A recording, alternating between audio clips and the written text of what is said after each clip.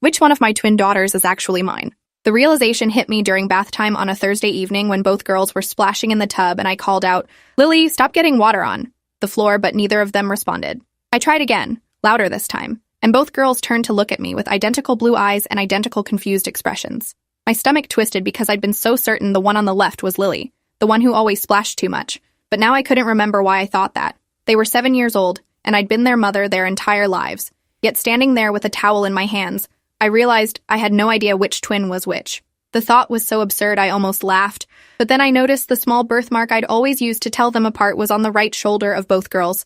That couldn't be right. I'd specifically remembered Lily had the mark and Nora didn't, but looking at them now, identical marks sat in identical places on identical shoulders.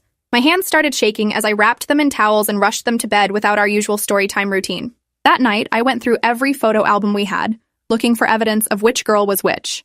In the hospital pictures from when they were born, both babies wore identical pink hats with no names written on them. The nurse had assured me they'd put different colored bracelets on them, but in the photos, both bracelets looked the same shade of pink. I found our first family photo where I was holding both babies, one in each arm, but the photographer hadn't labeled which side was which. Every early photo showed two identical infants in identical clothes doing identical things. I'd always dressed them the same because I thought it was cute, but now that choice felt like a catastrophic mistake. My husband Keith had left for a business trip that morning and wouldn't be back for 3 days, so I was alone with this growing panic that I'd somehow mixed up my own daughters.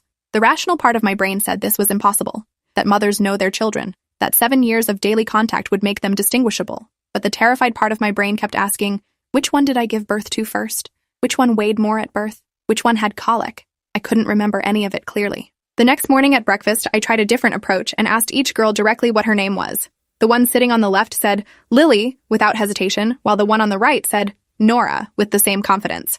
But something about their responses felt rehearsed, like they'd been expecting the question. I asked follow-up questions about their favorite colors and foods, writing down their answers to compare with what I remembered. Lily said purple and macaroni, which matched my memory perfectly.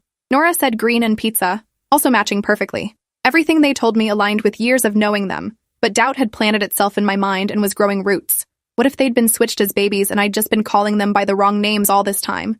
What if the personalities I associated with each name were actually attached to the wrong child?